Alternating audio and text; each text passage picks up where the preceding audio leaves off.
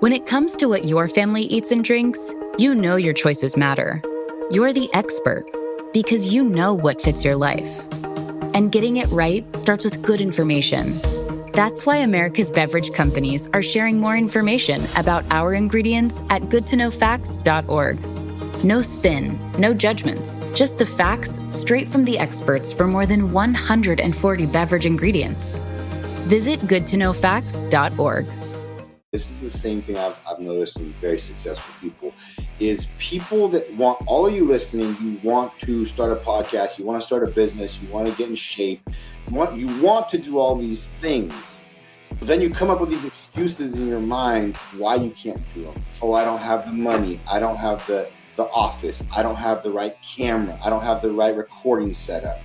This guy recorded out of, God knows what he used to record out of a VW van or whatever the fuck it was. A fucking van. It was an Atlas. It was an SUV. What?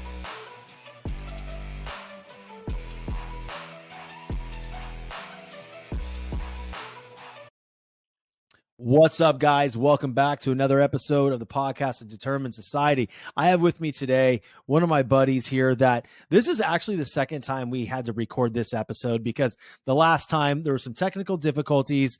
But you know what? We go with the fucking flow and we're here and we're going to get shit done. So I appreciate his willingness to hop on right away again and redo this only a couple of days later. So guys, with me, I have an amazing entrepreneur that built his clothing line called Til You Collapse with a full sum of $300 with a family and not even knowing how the fuck he was going to grow it. So for the people that are sitting there right now and say that you can't grow something special and earn 7, 8 figures and be approaching 9 figures because you don't have the investment money, you're proven wrong, because I'm sitting right across from somebody virtually that I know, love, and respect that has done it. So without further ado, the big Persian daddy, Brian Nabavi, welcome to the show, baby.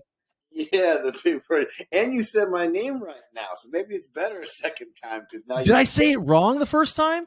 I mean, a little bit. It's okay, though. Did it? Fuck, man. It's weird. I got it wrong my whole life. I don't really. You can call me whatever the fuck you want. I mean, bro, maybe it's because I was just too excited the first time. Perfect. I mean, I don't know. Yeah, I don't know. That was good. I'm going to go with it. Doing it, man. The first call was amazing. Yeah, dude. Talk again. Like I said, right away for sure, because, I'm a man about taking action and getting shit done. And that's why I've gotten to where I've gotten. And I like talking to you. And I think our conversation was great. And if we can create something like we did before, people need to hear it. They're going to get a lot from it. Absolutely. It's real and genuine between us, so I'm excited. Dude, it's always been like the really cool thing with my interaction with you. Because, for those of you that are listening, I met Brian on Instagram and dude, I was like super small. I didn't really have much going on. It was just, I was trying to find a way to really network with amazing people like Brian that are visibly building real businesses, because I wanted to learn, I wanted to watch, and more importantly, I wanted a network. And the thing that I always enjoyed about you, Brian, specifically, is your willingness not to just communicate, but be real and authentic with me. And I just appreciate you so much for that, buddy. And another thing I'll do again, like I did last time, is, man, give you props, because like I said, your growth that I've seen, and everyone listening to this is the go-to man. I mean, look at his podcast now compared to 2 years ago when he messaged me. Yeah, he was little. He barely had any followers. He barely had anything. And he's reaching out to these big name people. Not that I'm not a big name person. I don't feel like I'm shit, but he's reaching out to these people with businesses and following. And I think then I had a couple 100,000 followers, and I have some kind of presence online. And he had, God knows how many, 50, let's say, whatever. It wasn't anything to write home about. Maybe it was more. If it was, I apologize. But in 2 years, he's grown something. I see the interviews you put out, the people you interview, people that have been my mentors, that are now my friends, or people that are my friends. And like I said, I'm just proud of you, dude. Congrats. Like, you're doing it. Thank you, man. Breathing it. And it's been a year and a half to 2 years. You've taken great strides. And anyone listening to this, you can do that as well. This guy just decided this is what he wanted to do, and he fucking stuck with it, and he stayed consistent with it, posted shit like we talked about, taking videos, doing shit that he's uncomfortable, that he sucks at, that maybe he's still not the best at, but he's still doing. And look at where Yeah. in a short amount in our life, relatively a short amount of time. Really, Brother, I got to tell you, and for the people listening, that means a great deal coming from you. I know the circle you run in. I know who your mentors are. I know the presence that you have with certain people. So to me, it just means a great deal, man. And quite honestly, I think the number that I had was maybe like around 1,100, 1,500 followers. And, or, it was a very small thing. And it's funny because, you said something very specific there. And it was about, I kept grinding and I kept doing what I was doing, even though I really sucked at it. I want the audience to be very clear. You have to be willing to be shitty at something. And in the last year, I mean, dude, it hasn't even been a full calendar year. Yeah. I went from recording my podcast in a Volkswagen freaking SUV, which I don't have anymore. Thank God. Literally from recording in an SUV to being in the room with Bedros Keuilian last week in less than 1 year. Yeah. So don't tell me, guys, that it can't be done. You just have to spend so much time with yourself. And I'm sure, and I want to hammer down on this point, dude, because when you were building your company from $300, you had to spend a lot of time alone, but have extreme intentionality behind that time alone for you to grow something so massive.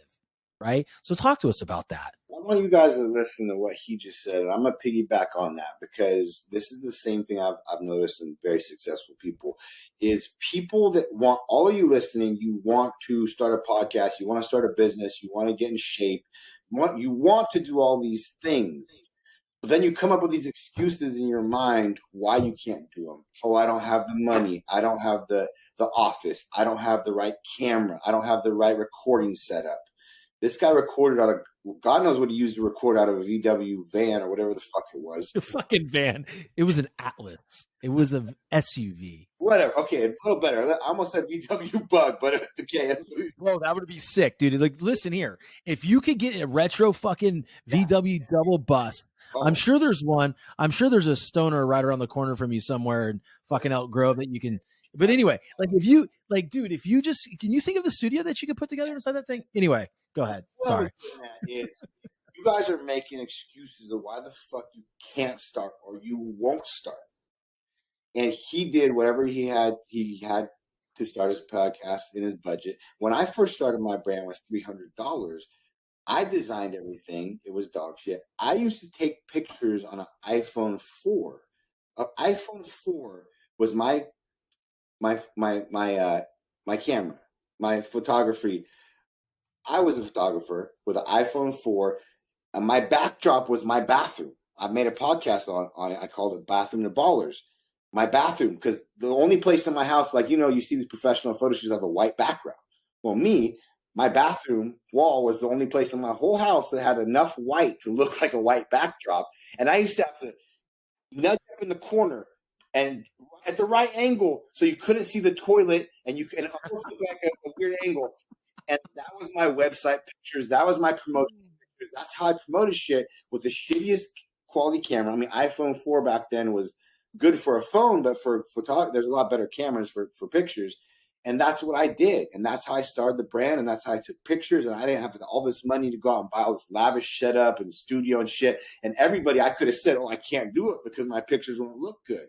But I did it, and I started selling, and I started doing, and I progressed. And then you progress, you make a little money, and you upgrade a little bit, and you go. But there's no reason why you shouldn't start. Zero. Right? So impactful, man. Like, dude, like, how many amazing things wouldn't be here if that person just didn't start, right? How many lives aren't impacted because of inaction? Inaction is your most expensive asset. Or whatever, your liability, like inaction. Sure. Why do you think people feel like, and I have my own theory on why people sit there and, to your point, go, okay, I don't have the camera, I don't have this, because I could have easily not started my podcast. I was just ignorant and naive enough, right, to be like, fuck it. Like, I heard Anchor has an easy app. I'm just going to download it on my iPhone and I'm going to fucking record. Right. And I remember the first recording I ever done was the shittiest thing I've ever done. The Yeah. shittiest fucking thing I've ever done. It's my most listened to episode, right? It's, but it's like, as bad as it was done. Yeah. Why do people get stuck in the inaction? That's what this society is about. Excuses. Mm. Everybody makes excuses about everything. An excuse to why they can't do something or why something happened. They got to take accountability. Hey, take accountability for everything. And the accountability is why you're not starting it, why you're not taking that action for whatever it is, fitness, business. It's all the same. It all boils down. The excuses stem from fear. Everybody's fearful of fucking losing. And you're going to lose. The problem is, and I tell people this all the time, you're going to lose more than you win. And you have to lose to win. You can't win without losing in every aspect of life.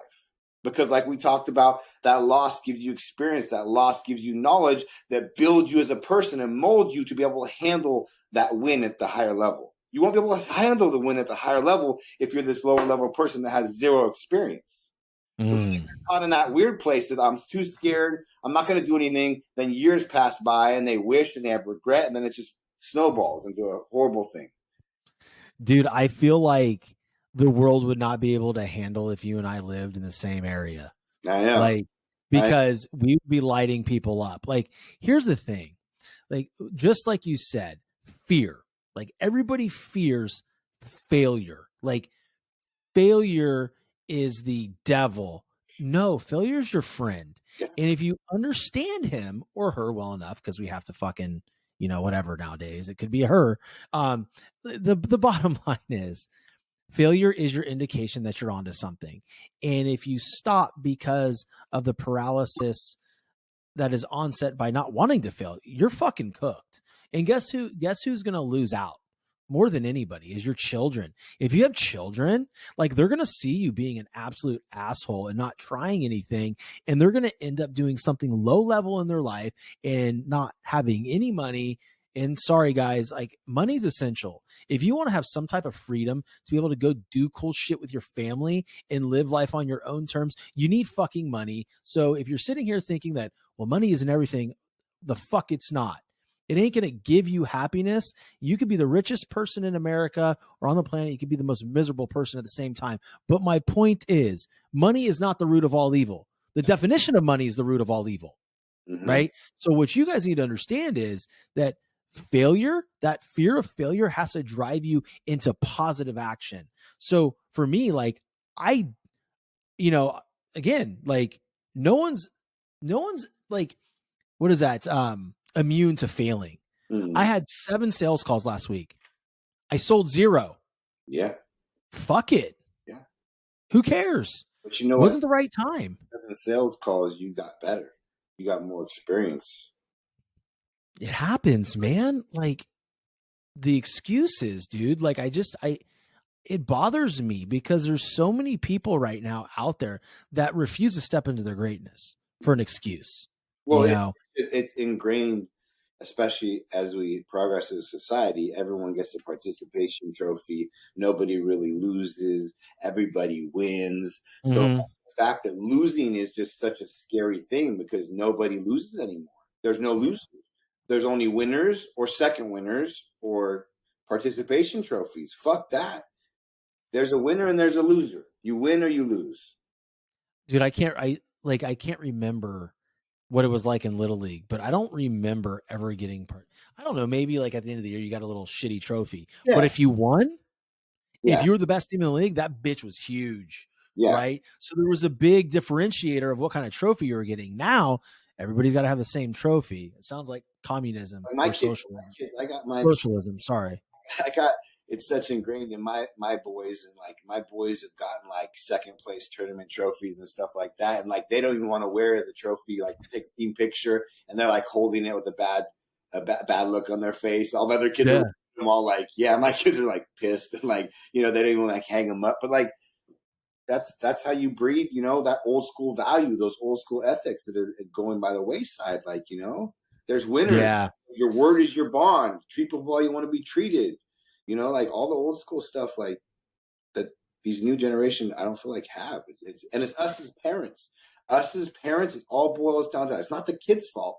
It's the parents' fault. It's the parents' fault of, you know, being like, if you're a parent, our job is to teach these kids and be an example of everything we expect. So as a parent, all these parents aren't examples of these values. They don't teach their kids these values. So, I mean, yes, it's aggravating to see these kids and how they are, but they also respond. I've coached teams and I've been around kids of all types. And I've noticed how quick they respond to someone like me, a leader that takes charge and guides them and is a strong figure, even just barely from the outside in. I notice how kids' attitudes change, their personality rather quickly, rather than a parent that's not really showing up as a parent, where almost like I noticed this, and it aggravates me because kids are everything, and I do the best I can. Like I said, and I'm around as much as I can, as busy as I am, but I make sure I'm present as fuck. I'm there, and I'm really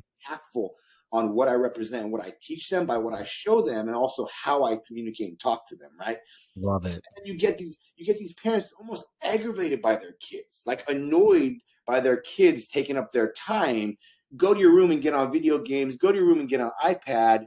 I need my me time. Like, motherfucker, I understand, but you shouldn't have been a parent. Like this is your responsibility. Raising these kids, and my kids are my everything. Who they are and what they develop in is my main goal, right? Like, they come like before me. I have to come before me. And this is something I struggle with, whereas like, I need to be healthy. I need to be loved. I need to be happy with myself. And I do a good job at that, but I will die for them. I will stay up 22 hours a day if I have to. It means me doing something for these children, because they're my mission. They're my everything. And that's being a parent. The second I held that baby, that was a responsibility of mine. And I, you know the same thing. But I just don't get how parents are like, they try to blame the kids. Well, motherfucker, who are the kids learning from? Yeah, dude, it's so like you're a bad example. Like, kids have different personalities, but like us as parents, we got to take responsibility. Like, we're molding this person, what we do and don't do with these kids, right? So impactful, dude. Like, I want to touch on something you mentioned. Parents being super short with their children and snippy with them. Hey, go to your room, play the iPad, get on, play a video game. Fuck, I need my me time. Quite honestly, that all stems from being unhappy with yourself and how you attack your own day. If you wake up and the first thing in the morning that you do is break your word to yourself, how in the fuck are you going to take care of your kid? You can't do it. There's no one on the face of this earth that can refute that with any type of an intelligible response that says, hey, I can let myself fucking slide and still be good to my family, especially my kids. You can't, because you don't even have any self-love. And guess why I'm saying this? For those of you that are triggered right now, I'm saying because I'm fucking been there. And there's times in my adult life, I'm 44 years old, I go in and out of that fucking thing. I get so focused on building the show, making the show the best it possibly can be, staying up late at night, Dr. Google, find ways to engage people, whatever it is. How to get this person on my show? Who does this person know? Who does that person know? How can I leverage it? Like, motherfucker, the bottom line is, when I do that and I just give so much time to that specific task, the next morning, I don't wake up at 4 a.m. And if I don't wake up at 4 a.m., I don't go to the gym because my life is too busy in the morning. I have 3 beautiful children that I want to cook breakfast for and be around. Okay. And those breakfast moments suck when I'm unhappy with myself. So parents, if you're finding yourself, right, going around being super reactive to your beautiful children, first of all, understand they didn't, like my wife always tells me, they did not ask to be here.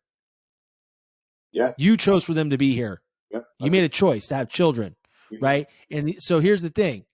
When you snap at your kid, ask yourself, where's this coming from? How is your relationship with yourself contributing to this horse shit? 100%. 100%. Bro, fires me up, man. If you're not yourself. So everybody, figure out how you become happy. Stop neglecting yourself. Stop just fucking, what's the word I'm looking for? Drifting through the day. Yeah. Mindlessly, aimlessly, 9 to 5, hating your job, giving 50% effort. But then again, you hate your life because you don't drive a Lambo and you don't have nice things and your bank account's negative. Well, it's on me. Like I talk about all the time. There's so many things in this life that fall on ourselves. As far as, look at what I built. I barely graduated high school. I built a 7-figure company barely knowing what I was doing, just figuring out on my own, because I have the core principles, work ethic.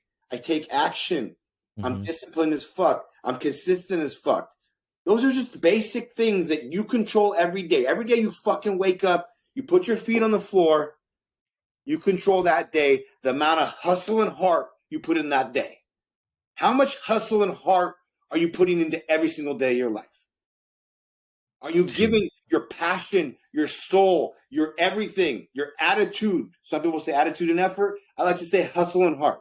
Every day you fucking touch the ground, you make a conscious decision.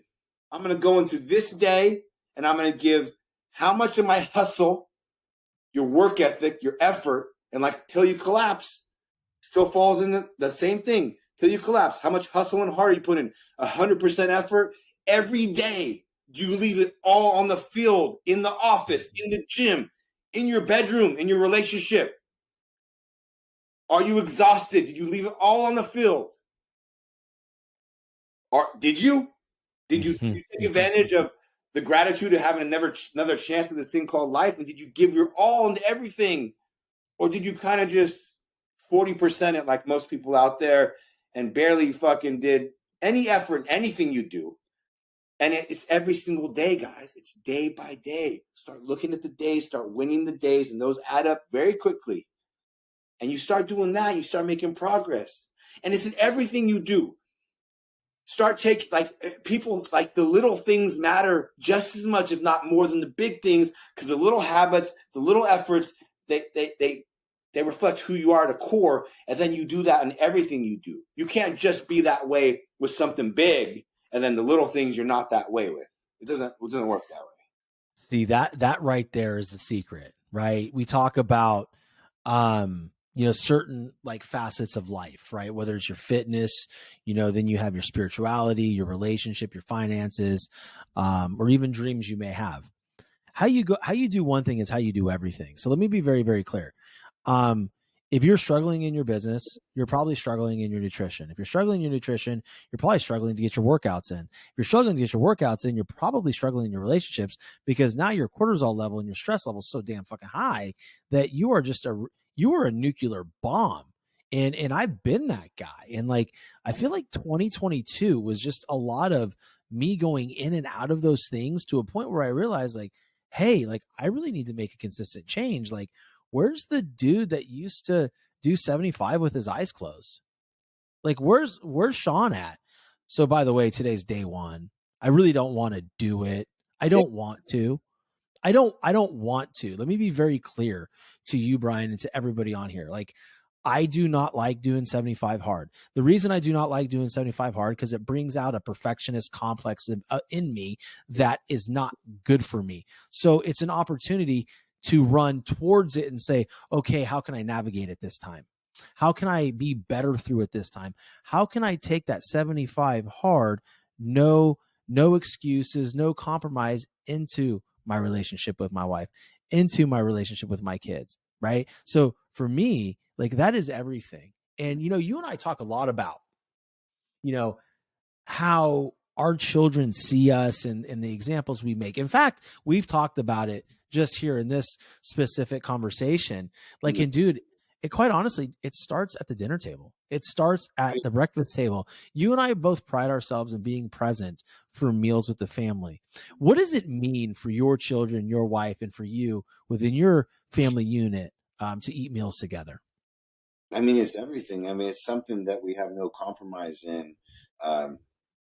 We never have. Like, everybody notices. The funny thing is we do it every night. We've done it every night. Even back in the day, when I first started my first company, when I was literally working 20-hour days, working a full-time gig, and coming home and working another full-time gig, the one only thing I did, as little time as I got with them, the one only thing we did was we had dinner together. And it was literally probably the least, back in those days when I was building and both were going on, it was the only thing I made sure we didn't compromise, because, you know, when you're in your phases, the whole concept of balance is going to change and you go through phases. When you're building something, there's not much balance. There just can't, because, you know, something has to give. Like, you know, if you're all family, then your business or you know, the time towards that, so something is always given from giving, you know, whatever it has to be. But when I was in that phase, the one thing that didn't, even though our time was probably, that was probably the only hour, 30 minutes we got together all day in a 24-hour period. But it was together, it was talking, it was asking how your day was, asking your high, your low, your days, and just communicating and being there, you know. And that's always been there. And that's something I told myself would always be there. And that's really, it's crazy because it doesn't sound like it's that big a deal. But I've seen a study where they were saying, like, it's something about, I forgot what the study was, but it was a study, and the numbers were crazy for families that have that family unit dinner every night versus families that didn't. And it was like 75% different in a negative way for families that don't have that family dinner together. So as much as you think, oh, it's not that big a deal, oh, it's just, it is a big deal. Like, just that time with your family, with your kids, the communication, the structure, and something they can look forward to. Because I notice I don't go out of town much. I don't travel much. But one thing I do notice is my kids even say, we missed you at dinner. We thought about you at dinner. So it's something they realize. And if I'm not there, they pick up on it and they miss it. You know? Bro, there's so many valuable lessons at dinner. Like, first of all, we exercise gratitude. Yeah. Right. And then we talk about what's one thing that you did really well today. Yeah. And then the follow-up question is, what's the one thing that you could have done better? But the ultimate question is, how did you help somebody today? Like, how were you helpful to somebody? How'd you make someone's day? And to a point where, you know, when you're going through it, to your point about you don't miss many dinners. I've been having to travel a lot lately, and, you know, it was Monday when I was in California getting ready for the interview with B, and I realized, I'm like, dude, it's like almost dinner in Florida and I'm missing it. Like, I miss sitting down with my family. It's almost like, don't you fucking eat without me. Like, you better get a TV dinner. But no, it's just, dude, it's the most important part of my day. And I have a lot of parts in my day that I feel are important, but, you know, the time with my children at the dinner table, I mean, or even the breakfast, honestly, breakfast is even more fun. Yeah. You know, like, they come downstairs excited to see you. They're just like smiling ear to ear. You know, you got a little girl, man, you know, and you have one son that's still a little bit small. And then you've got your boy who's going into he's a sophomore, but, you know, my kids, all three of them are young, like 9, 6, and 4. And they wake up and they're like, Daddy, it's just great. That's the most funny. I miss that. Yeah, dude. It's good stuff. So the funny thing is like, you know, one thing that we ask each other is like, what was the best part of your day? What was the highlight of your day? What was your high, you know? And they all go around, they tell me or whatever, you know, and then they all get to me. And the funny thing is my high is always the same thing. It's always, oh, Dad. Every time they say, they ask me, and they still ask me, and they say, oh, we already know. It's right now. It's being here with you guys. Yeah. You guys. And I'm like, that is. Yeah, it is. It doesn't matter how good a day I had in business, whatever happened, no matter how, you know, whatever, they know. And that's genuine. That is, I've thought about it and I've tried to think of things that better, but that's how much I love these kids and my family, and coming home and seeing them, how hard I work and how little I still get time. I feel like I work a lot, multiple companies, and I still feel like I don't get enough time with them. But what I've done to combat that is really been aware in the last few years. I've grown a lot as a man, as a person, is I'm a lot more present with my time. I used to try to spend more time as far as quantity of time with them, But now I spend much more quality time, like Yeah. no distractions, the phone's put away, it's not even on me, I'm not even worried about it. And one thing I started doing is I started to try to, with 4 kids, it becomes difficult, but I try to get my little nooks in after dinner where I spend 20, 30 minutes individual with each of my kids. I go to their rooms, wherever they're at, and I get a little one-on-one time with dad and have some meaningful conversations and really dig and talk to them and communicate with them. And they get that special one-on-one, and it's only 20, 30 minutes, but that's everything to them coming from dad. I'm not there all day long. And I try to make a point of they get, because when they're all together, it's distracting with 4 crazy kids. But with your kids, really make sure that, and this becomes something as a parent of multiple kids. It's crazy. I get it. And it's hard to do. It's not like when it was you and one kid, is give them that one-on-one time and really communicate with them. And you should know your kids, different personalities. They have different likes. Really hone into what they like and talk to them about what they like, and let them know, like, play to their personality and do that as a parent. Job to know our kids and really play into that, and that's made a world of difference. And that's been really in the last couple of years, because I used to play that game where I'm here for 2-3 hours, I left work early, but I'm on my phone, and it's like I'm not really there. They sense it. They sense it, man. And it's funny because my wife always tells me, like, to your point about quality versus quantity, right? Like, she goes, Sean, our children just want like 10-20 minutes uninterrupted with you, and then they're done. They're fucking over you. They're off doing their own thing. Like, it's much more impactful. Like, if I were to go outside, throw the football with my son for 15 minutes, it's gonna be way more impactful than if I sit there and watch Black Adam with him on the TV. Although we do that as well. Like, he wants to watch Black Adam, we're gonna fucking watch that shit. We went through old school movies. I took him through all the old school Rockies, all the man, classic movies. I'm like, especially like these kids nowadays are like, what movie is that? I'm like, you guys got to know the classics, Yeah. But you guys, what's your favorite Rocky movie? I like them all. Your favorite? I really like the Drago. Yeah, 4 is my favorite too. Like, hands down. Yeah, I like that one. I like the last one too, I think, with Tommy. 5? Yeah. Tommy Machine Gun. Yeah, Tommy Gun. That's a good one too. 3 is amazing with Clubber Lane. Like that's incredible. I like them all. They're all good, man. Anyway. They're all good. But listen, guys, I want you guys listening to this to really realize this shit is fucking hard. This is very, very hard. There's nothing easy to this shit at all. I want to paint a picture for you. I've lost everything. I barely graduated high school. My kids add and spell better than me, still to this day. I'm going to paint a picture for you. I lost everything. As a father, as a husband, I failed. I've always been the sole provider. Back about 13 years ago, lost everything. Everything was repoed. Had nowhere to live, 50 grand in credit card debt, 450 credit score, nothing. I failed my wife. I had 1 baby at that time, and I had another baby on the way. And my most important job is being a father, a husband, a provider. I take most pride in that. And I failed. And that chip has been on my shoulder for the last 13 years. And that fear and that chip motivates me every day to go just as hard today as I did when I had nothing, just as hard when I was building. Nothing's changed because I have that fear of going back, and I never want to feel that again as a man. And I took $300 and I built it into 8 figures, and I have multiple companies, and I work my ass off. I have 4 children. I have 3 companies. I work out 2 to 3 hours a day.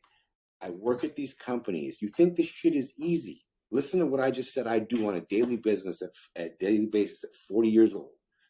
This shit is fucking hard. It's not going to be easy. Everybody's saying it's easy, it's quick, it's going to take a long time. And you have to really make a decision within yourself and have that realization with yourself. You're going to have to put in a lot of work for a lot of years. And the main thing is doing shit you don't want to do, especially when you don't want to do it. Every single day. Every single day I start my day with 2 things I hate. Cardio, the stairs, You think I like that? I Mm. start my day at 5:30 a.m. in a freezing pitch black garage doing the stairs every day. And then I go to taking a shower and I go from hot water to freezing cold water because I don't have a cold plunge for 2 minutes. So going from hot water to cold water, and not just quick, but standing there for at least 2 minutes, and it's cold outside, it's winter. That's the way I start my day every single day. Monday, yes, still on Saturdays and Sundays. There's no compromise in that routine. It's funny because I hate to interrupt you, but I'm going back and forth with him, guys, yesterday on voice memo on our cell phones, and I could clearly tell he was on the stairs. I was. It was on the stairs, and it's just like, and to dude, like when it didn't even register to me because I'm like, I like have this perception that you live on those motherfuckers. Like like I know you, so I'm like, oh, he's on the stairs again. All right, fuck, okay. But I want to touch on something really quickly because I feel like there's been a lot of people, whether it was, the recession back in 07, 08 ish, where I lost everything too. My car got repoed. I had to short sell my house. Or, when COVID happened, the pandemic, and everybody lost everything, small businesses were forced to shut down, gyms lost everything. Or whatever. Now there's a big recession looming, right? We are in a recession and there's a lot of things going on. So my question to you, walk the listeners through what it takes to understand and lean into your situation. Say, okay, I lost everything, but there's two choices there. You can sit in a pool of your own piss and continue to lose everything and not be a provider for your children and your family, or you can make a decision to choose differently. Walk them through some of the strategies that you went through mentally in order to bring yourself where you're at right now out of $300. Well, one of the things, and I always talk about, and I always go to this, and I believe this is the cornerstone, you've kind of already touched base on it, is fitness. Fitness has been my passion. Mm-hmm. Fitness has been my passion throughout my whole life. And fitness should be, honestly, fitness, working out, being healthy, the qualities that it takes to do that, especially at the level that I do, the consistency, the discipline, the dedication, the qualities of that, you take those and apply those anywhere in life. So I've always had those qualities since I was 13, when I taught myself how to work out at 13 years old, and I was a fat kid and I lost a bunch of weight. So I've always had it inside me. So when I went through that loss, because for me, my goal was always to have fancy cars. Like, how do I drive a Lamborghini? How do I drive a Ferrari? How do I get there? And I lost everything, and I had no other option. Like, there's no option for me because I am the only option. There's no other option. I am the only option for my family, my wife, my children. So for me, there's no option. You fall down. I got knocked the fuck down. Get up. That's fine. There's a loss. Like I tell you, you're going to lose more than you win. Dust yourself off. Life goes on. Take that L, swallow it, learn from it. Okay, what did I learn from these lessons? What did I learn from? Okay, well, back then I was a dumbass. I was making $100,000 a month, and I never had made money before. So I was spending money like a dumbass. And even though I had a wife and a new baby, I was uneducated. I didn't have anyone really teach me about that. I've never touched money like that before. Okay, there's a lesson. Be smart with your money. Plan, strategize, and that's things you have to go through as you age and as you learn experiences. So I just went back to the basics. I said, okay, I know I'm a salesman. I've always done sales since I was 15 years old, commission sales. I've always made six figures based on sales. And I always can fall back on my sales, my consistency, my disciplines, all my stuff that stems from fitness. I'm going back to that. So I went right back into sales and the fitness. I went back to my passion because I chased. I left, never do this, and I experienced it. I left my passion for money. I went to chase money. I left my passion. And when I did that, I lost everything because I hated doing what I was doing. There was no passion behind it. So what you have to do is figure out what you're passionate about. And if it's easy, way to monetize that. Okay, but there's ways to monetize any passion you have. There's ways to figure out how to monetize it. And if you do that, you'll be like me, where I'm 10 years in, still working sometimes 6-7 days a week, still working 12, 15-hour days. And I love it. Like literally, there's not a day that goes by that I don't love this, because I'm doing my passion. And this life is not an accident. I created this life. So whatever you're doing right now, whether it's business, whether it's you're working a 9 to 5, you are controlling whether or not, like we talked about, you control every day, the outcome of your day. You control it up here. If you're not happy, if you're not doing something you're passionate about, well, who is that on? That's on you. Get another job. Figure out another company. Do something else, because all you guys chasing or starting a business or doing something for the money, that's going to end. Because when shit gets hard, or when it's drawn out, or when you've been doing this shit for years, you're going to burn out. You're going to hate it. And when you hate something, you can't do it for the long haul. So yeah, man, like, dude, like that right there, finding your passion and finding a way for you to turn it into a monetization situation, right? Profiting from your passion.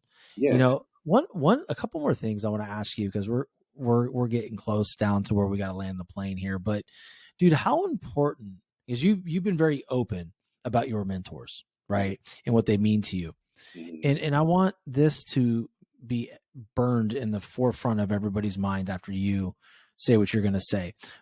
There's a lot of people out there that seek mentorship that aren't willing to, like, when it comes down to nut cutting time, they will not invest.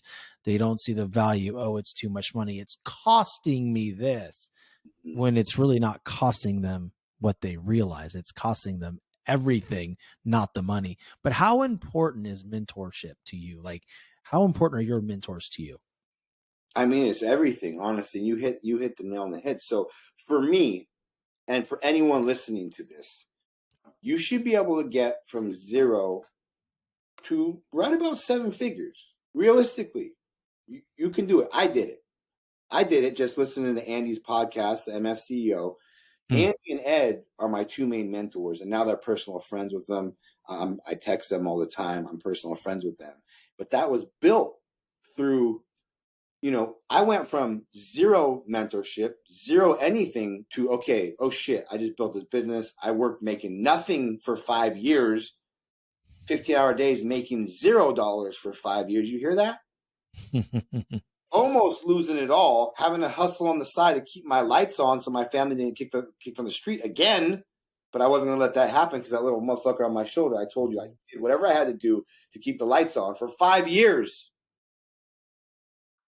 Then I hit that point, the tipping point, which you'll always hit if you put in enough consistency, effort, pivot. You can't keep doing the same shit like a dumbass. If it doesn't work, it doesn't work. Don't keep doing the same shit. That's insanity. You have to pivot. You have to change.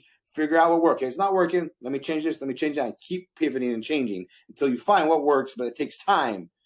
Then I'm like, oh shit, I have a 7-figure company and I'm a dumbass. Frankly. I mean, I own what I am. I'm not the sharpest tool. Yeah, I have a lot of good qualities. I have a lot of good qualities. Like I told you, those qualities are, I'll work harder than you. I'll work longer than you. I'll do shit I don't want to do more than you. Those are good quality. You can build 7 figures on those qualities, obviously. Shit, yeah. So that's what I am strong at. What I'm not strong at is systems, process, stuff like that. Like, I'm still not that good at them, to be honest, because I'm real as fuck. Like, I don't like them. That's why I'm not good at them. Yeah. Things you don't like, to be real. Yeah. So, but I'm like, okay, now it's time to invest in myself. And I went from not investing in myself to here's $50,000 for the Arte Syndicate. You guys are scared to spend, a couple grand on a mentor, coach. It's everything. Learn from someone that's been through. But here's the thing. When you're learning from someone, learn from someone you resonate with. Learn from someone that's actually building real businesses, doing real things, to have real things to show for it. Not these fake motherfuckers out there preaching it's easy, it's fast. Do it like I did, regurgitating information from other people when you haven't built any real company yourself, dude. Your company is scamming people out of money, regurgitating books you've read. That's not someone to learn from. Learn from someone you resonate from, someone with the life that you want to live, doing what you want to do, that you can kind of look up to and see yourself within. That's the best mentor to have, someone you can see yourself within. And you just, I wish I would have done it earlier, because if I could have skipped, here's the thing. There is priceless. It's priceless to, you have to go through this. You have to go through the steps. You have to go through the experience, but also be smart. If you can learn from someone that's already gone through the steps, cut down all that time, all that experience. If I could have skipped the 4 years and learned what I learned through the experiences, of course I would have done that. That's smart. No doubt. That's a smart thing to do, right? So right. Find somebody, like I said, you resonate with, has the values that you have, is the kind of man or woman you want to be, that actually has things you want to do in the kind of industry that resonates with your industry as well. That's the smartest way to be, right? Even though mindset's everything, though. So like my coaching, I do a lot of mindset stuff, and I don't care who you are, what industry you're in. As you know, Sean, this controls everything and will lead to success. Everything. And that's one reason why I've been successful, because my mind has always been one of my strongest things. Mm-hmm. And that leads to success in all areas. So yes, hire that coach. Yeah. I mean, I don't care if it's the last $1,500 you have. I have so many people that I've had do that. And then, it pays itself back 10, 20, 100x, you know what I mean? And just what you get out of it. But here's the thing, it's on you to implement it. Mm-hmm. You can't go to these events. You can't join these groups. You can't hire these coaches. We're not going to do the work for you. It's still that's where people. It's still still on you. Yeah, it's still on you. It's on you to get up every day and make that decision. And like I said, it's not a magic pill. It's not a magic formula. Yes, it's okay. I've done this. This is what I've done. This is what you should have done. Are you going to fucking do it? I can't control that. Yeah, man. That's the biggest thing about, mentorship and the mentees, right? Mentees can use mentorship as a crutch and put the results or the lack of results on the actual mentor. And the reality is the coach's job is not to do the work for you. It's to point you in the right direction and let you know where the landmines are so you don't fucking step on them. That's what mentorship is. And hold you accountable. There's got to be accountability. And that's half the battle. But at the end of the day, you got to do the work yourself. And I've dealt with that. Spot on, brother. And you'll deal with it as you grow in your mentor, in your coaching business. And like I said, that's why you got to have a candid talk up front. But guys, hire that coach, hire that mentor. I love it, brother. So eloquently put, as always. Listen, man, where can my audience find you?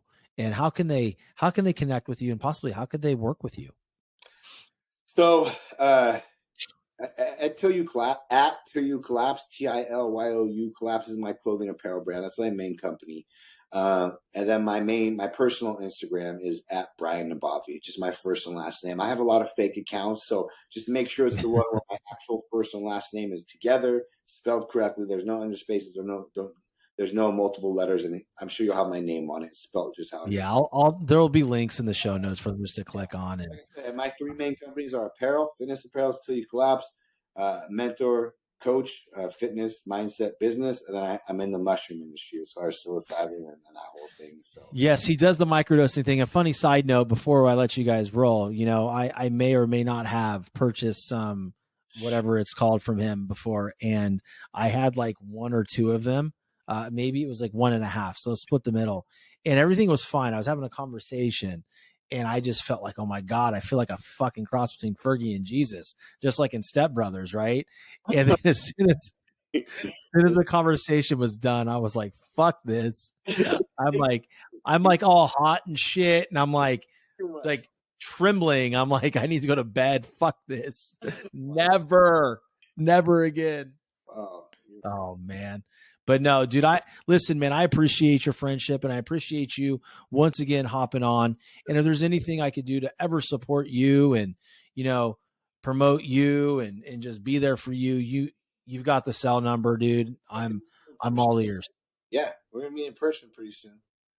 Can't wait, bro. We got to do that. We need to freaking work it out. It really sucks that, you were so far away from where I was at in California about a week ago, but if you ever come here, I do a thing called Podcast and Pump. Anybody that comes on my podcast, we record a podcast, we get a little workout in, and we get recorded, obviously, from both of it. So That'd be dope, bro. That'd be dope. I'm trying to actually work out a trip up to NorCal this summer. Because obviously all my family's there and I haven't been to NorCal since 2017. Oh, sorry, 2007. My bad. Like, oh shit, that long. Bro, I haven't been home, dude. Dang. Avoiding that shit like the plague. But yeah, dude, we'll have to get up for sure. We could talk offline and figure out how we're gonna work this thing out. But I would love to come record a show on Till You Collapse podcast. I love your podcast, and you know that. I shout you out from time to time, and it's really good. And then yeah, maybe I can get in a weight room with you. And do you have like the little weights, like the 15s for me? Okay, little bitch weights. Yeah. Don't worry, I have enough time. I have enough time by the time I get there. I'll have a pump on me. So that's on you. Yeah, fucking damn right it is, right? Ways to start eating that protein. That's the bro. I'm already like 130 grams down today. Already? Oh, bro, I'm on. It's 11. You better go eat that cow. All I had is my mushroom and some water. Oh Jesus, dude, you fucking fasting? What time is it? Oh, it's 11 there, right? Just disappear. Oh shit, man. Well, listen, dude. God almighty. Get your damn protein, man. But listen, guys, I just want to remind you to, if you aren't already subscribed to the show, hit subscribe and leave an actual comment review with a 5-star rating. If it was good, if it sucks, you leave a 1, but I don't think it sucked. Hit me up on Instagram, tag us. We're going to both promote this show. If you hit me up, I'll repost you. Everyone's going to get to see you do it. Let's do it, man. All right, guys, until next time, you guys take care and get your asses to work. Peace.